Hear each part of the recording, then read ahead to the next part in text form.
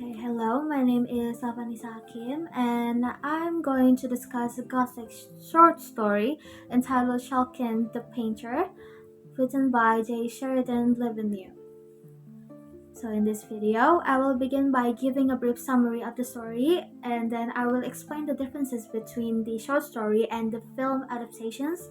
And finally, I will analyze the story using formalist criticisms and historical criticisms. Schalken the Painter tells the story of Gottfried Schalken, a talented young painter who is apprenticed to the famous artist Gerard Dow.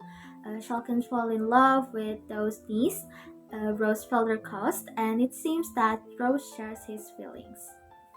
However, their happiness does not last long. A wealthy and mysterious man named Fenderhausen asks for Rose's hand in marriage, although Rose is clearly terrified by him. Jared though accepts the proposal because of Fenderhausen's wealth and high social status. And shortly after the wedding, Rose suddenly disappears, and sometimes later, Shulkin has a terrifying vision in which Rose appears before him, begging him to save her. But before he can reach her, Fenderhausen appears in the shadow and takes her back into the darkness.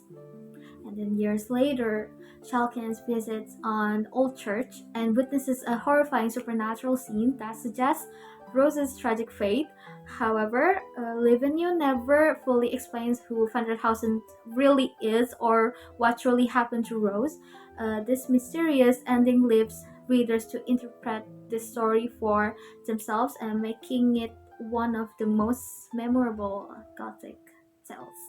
And now I would like to explain the differences between the short story and the movie adaptations. So, although both versions tell the same main story, they are presented differently.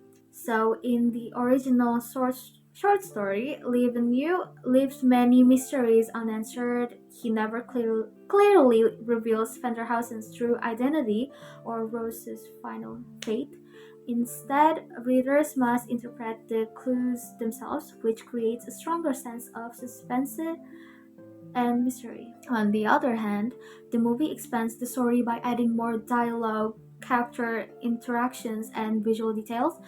It develops the relationship between Shawkins and Rose more clearly and presents these supernatural scenes directly on screen.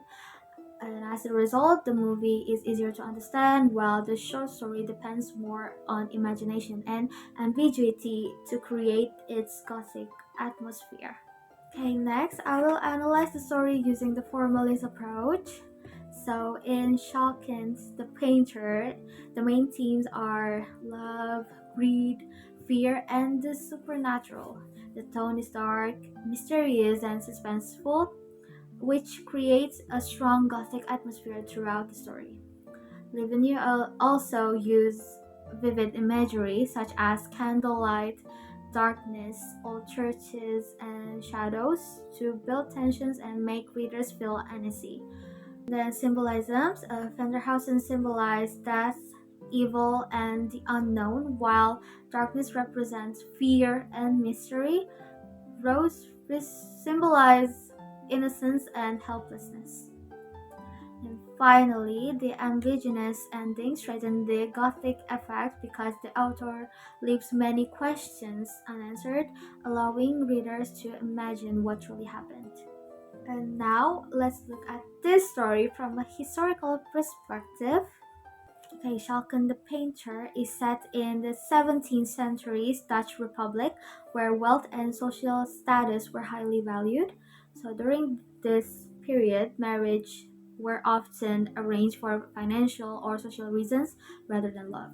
This helps explain why Jared Doe accepted Fenderhausen's proposal despite Rose's fear and unhappiness. The story also reflects the limited freedom of women. Rose has little control over her own future because the important decisions are made by the men around her. In the auditions, religious beliefs and superstitions were still influential during that time. This historical background helps readers understand why the supernatural elements feel believable within the story.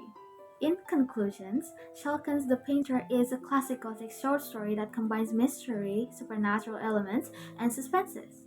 Through formalist criticism, we can better understand its literary elements and Gothic atmosphere, while historical criticism helps us understand the social values and historical background reflected in the story. Thank you.